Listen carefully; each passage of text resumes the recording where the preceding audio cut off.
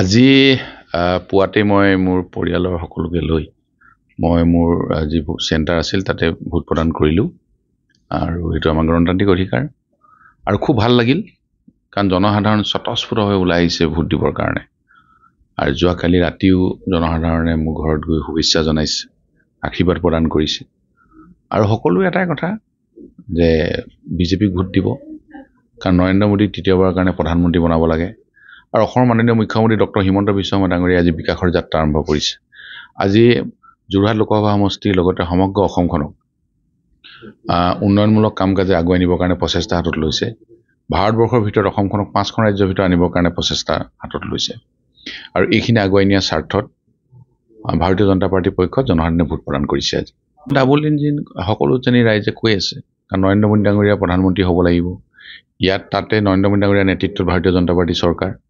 অসমৰ ডক্টৰ হিমন্ত বিশ্ব শৰ্মা ডাঙৰীয়াৰ নেতৃত্বত ভাৰতীয় জনতা পাৰ্টি চৰকাৰ দুইখন চৰকাৰ যেতিয়া ভাৰতীয় জনতা পাৰ্টিৰ হ'ব তেতিয়া অসমখনে কাম কাজ কৰাৰ ক্ষেত্ৰত অসুবিধাৰ সৃষ্টি নহয় আজি আপোনালোকে দেখিছে যে অসমৰ চাৰিওফালে অসমখন দ্ৰুতগতিত উন্নতিৰ দিশত আগবাঢ়ি গৈ আছে আজি মোৰ যোৰহাট লোকসভা সমষ্টি যদি চাই মুখ্যমন্ত্ৰী মহোদয়ে আজি যোৰহাটক আধুনিক ৰূপ দিবৰ কাৰণে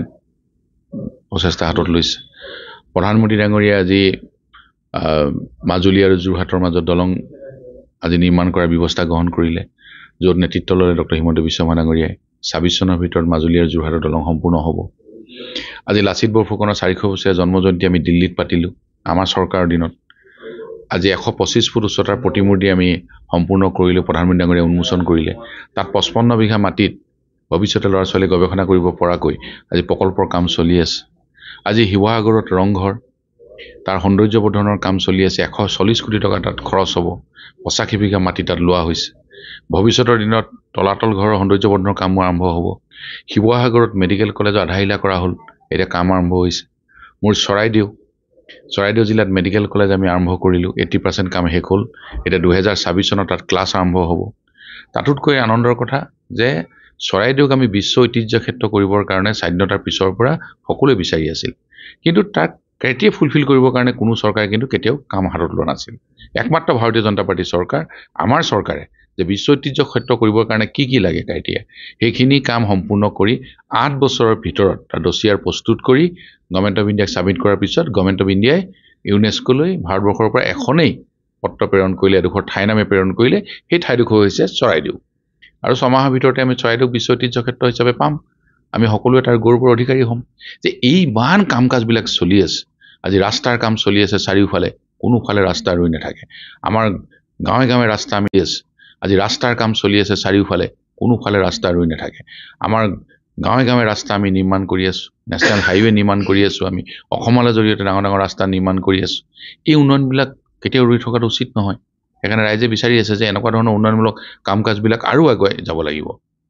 আৰু নতুন কাম আমাৰ হ'ব লাগিব আৰু মই যদি কাইলৈ খেতি এটা কৰোঁ মই যদি কবি খেতি কৰোঁ মই দাম পোৱাটো কি মানুহে বেয়া পাব নেকি মোৰ গাঁৱৰ মানুহকেইটাই যেতিয়া খেতি কৰিব মোৰ ৰঙালাও খেতি কৰা মানুহটোৱে হওক মোৰ বেঙেনা খেতি কৰা মানুহটোৱে হওক বিলাহী খেতি কৰা মানুহটোৱে হওক কবি খেতি কৰা মানুহটোৱে যদি 2 টকা পইচা পায় তাত বেয়া পাবলগীয়া কি আছে আজি আপোনালোকে দেখিছে যে ধান খেতি আগতে কৃষকে ধান খেতি কৰিলে 1200-1300 টকা কুইণ্টলত পায় আমি চৰকাৰে কি কৰিলোঁ যে কৃষকে উচিত মূল্য নোপোৱাৰ কাৰণে ধান খেতি কৰিবলৈ এৰি দিলে এতিয়া চৰকাৰ ফালৰ পৰা আমি ক'লোঁ যে ৰাইজে ধান খেতিটো কৰিব লাগে মাটিখিনি এনে পেলাই থ'ব নালাগে তাৰ কাৰণে আজি কি 2200 টকালৈকে পাইছে নে পাৰ কুইণ্টেল এতিয়া কৃষকজনে 2200 টকালৈকে যেতিয়া পইচাটো পাব আমিতো বেয়া পাব নালাগিব